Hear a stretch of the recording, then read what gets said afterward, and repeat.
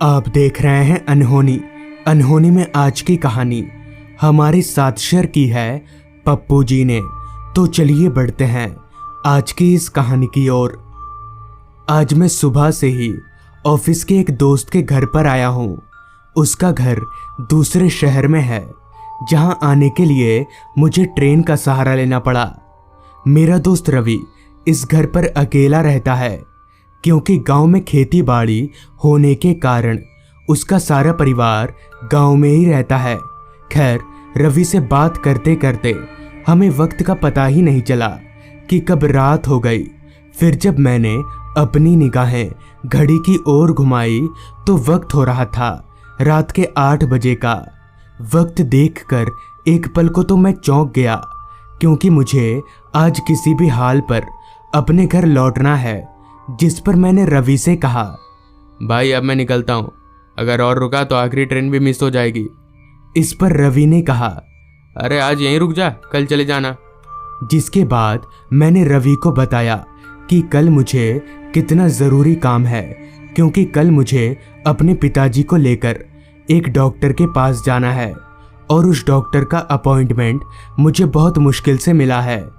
घर से निकलते वक्त रवि ने मुझे एक छाता दिया और कहा, छाता अपने पास रख, बाहर मौसम काफ़ी ख़राब है।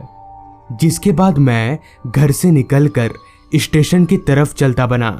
घर से बाहर कदम रखते ही काफ़ी तेज चल रही हवाओं ने मुझे ये बता दिया कि बारिश आने वाली है, तो मैं जल्दी जल्दी स्टेशन की तरफ आगे बढ़ने लगा।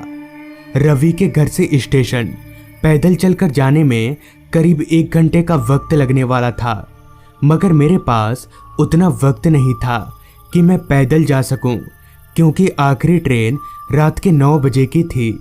तो मैं चलते चलते अपनी नज़रों को इधर उधर घुमाकर किसी सवारी को भी ढूंढने लगा, लेकिन रास्ता पूरी तरह से वीरान था।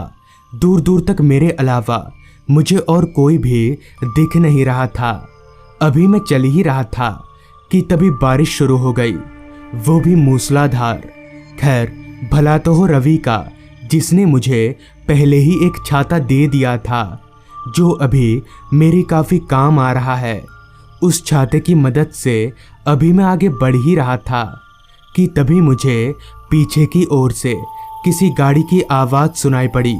उस आवाज़ को सुनकर जब मैं पीछे मुड़ा तो थोड़ी दूर से चलकर एक ऑटो मेरी ही तरफ आ रहा था। उस ऑटो को देखकर मुझे काफ़ी खुशी महसूस हुई।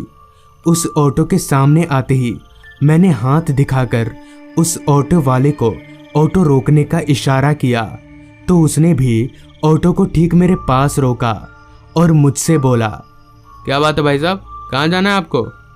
तो इस पर मैंने बोला, मुझे रेलवे स्टेशन जाना है, आप मुझे वहाँ छोड़ देंगे?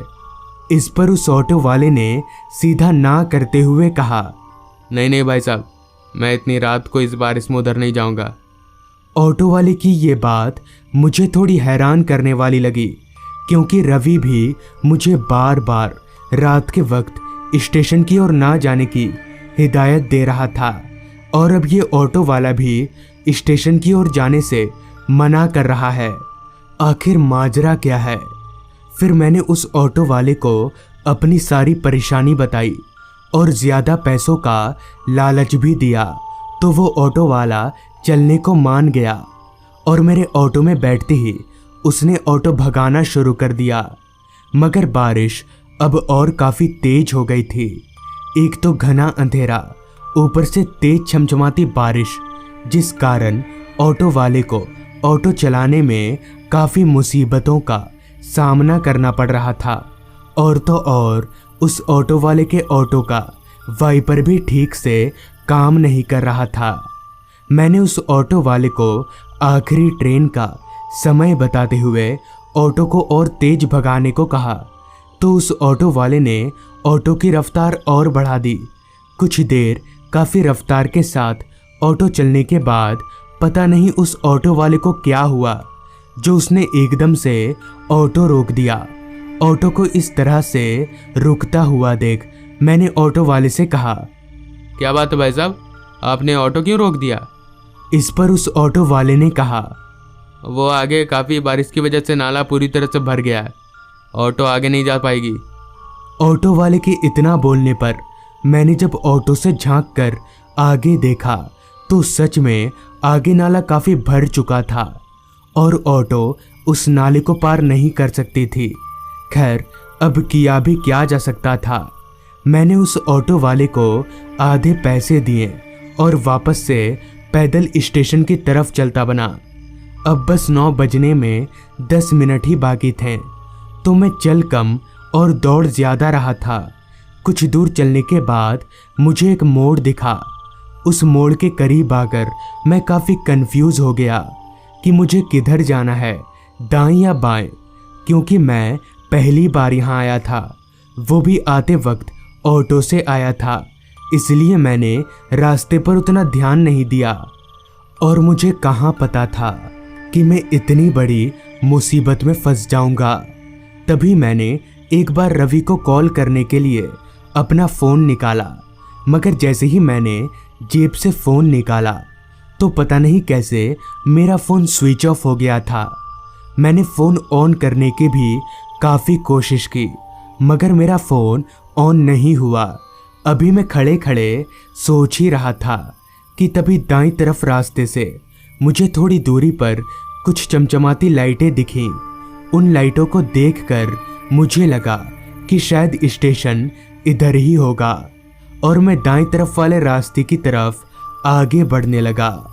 वो रास्ता और भी ज़्यादा वीरान था, बस कुछ लाइटें ही उस रास्ते पर मुझे नज़र आ रही थीं। मैं चलकर उन लाइटों के करीब गया तो मैंने देखा कि वो लाइटें एक छोटे से ढाबे से आ रही हैं। अब तक 9 बज चुके थे और मेरी ट्रेन भी छूट चुकी थी, तो मैंने सोचा क्यों ना आज की रात इस ढाबे पर ही गुजार लिया जाए और सुबह पहली ट्रेन से ही अपने घर चला जाऊंगा। ये सोचकर मैं उस ढाबे पर गया तो वहाँ कई सारे लोग बैठकर खाना खा रहे थे। काफ़ी देर से पैदल चलने के कारण अब मुझे भी भूख लग गई थी, तो मैं भी खाने के टेबल पर जाकर बैठा और आवाज़ देकर वेटर को बुलाया और खाने का ऑर्डर दिया। तो सबसे पहले वेटर ने मुझे 1 गिलास पानी लाकर दिया। प्यास तो मुझे काफ़ी तेज लगी थी, तो वेटर के गिलास रखकर जाते ही मैंने गिलास उठाकर पानी पिया। तो मेरे पानी पीते ही उस पानी में से एक अजीब सी गंध आने लगी। मैंने तुरंत ही उस पानी को मुंह से उगल दिया और एक बार जब गिलास के अंदर झांक कर देखा तो मेरे पैरों तले ज़मीन निकल गई, क्योंकि उस गिलास में पानी नहीं बल्कि खून था।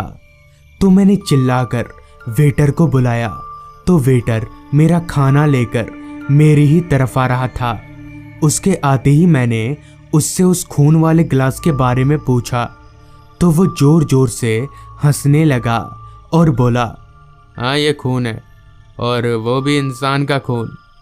उस वेटर के इतना बोलते ही उस ढाबे पर बैठे सारे लोग डरावनी सी मुस्कुराहट लेकर मेरी तरफ देखने लगे, मगर सारे लोग एक साथ मुस्कुराकर मेरी तरफ क्यों देख रहे हैं। अभी मैं ये सोच ही रहा था कि तभी उस वेटर ने खाने के ऊपर ढका प्लेट हटा दिया। तो उस प्लेट के हटते ही मैं ज़ोर ज़ोर से कांपने लगा, क्योंकि उस प्लेट के हटते ही उसके अंदर से एक इंसानी कटा हुआ सर निकला। इस दृश्य को देखकर अभी मैं कांप ही रहा था कि तभी वहां मौजूद वेटर समेत सभी लोगों का चेहरा एकदम से बदल गया और उन सभी का चेहरा जला हुआ दिखाई पड़ने लगा। तभी उस वेटर ने भारी सी आवाज में उस कटे हुए सर को दिखाते हुए कहा, ये भी तुम्हारी तरह कल यहाँ आ गया था और अब तुम्हारा भी यही हाल होगा। अभी उस वेटर ने इतना कहा ही था कि तभी वहां मौजूद सभी भूत मेरी तरफ बढ़ने लगे। ये सब क्या हो रहा है ये तो मैं नहीं जानता था, मगर मैं इतना ज़रूर जानता था कि अगर मैं यहाँ रुका तो मेरी मौत पक्की है।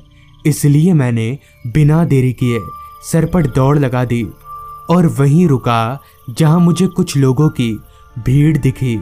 मैंने जब उन लोगों को पूरी बात बताई तब उन्होंने कहा, दरअसल कुछ साल पहले उस रेस्टोरेंट में आग लग गई थी, जिससे बहुत से वेटर और बहुत से लोग जो उस वक्त वहाँ मौजूद थे वो जलकर मारे गए और तब से उनकी आत्मा वहीं भटकती है। तो दोस्तों, ये थी आज की कहानी। अगर आपको ये कहानी अच्छी लगी हो तो चैनल को ज़रूर सब्सक्राइब कर लें। तो मैं आपका दोस्त आर्यन जल्द ही मिलूंगा आपसे ऐसी ही एक कहानी के साथ।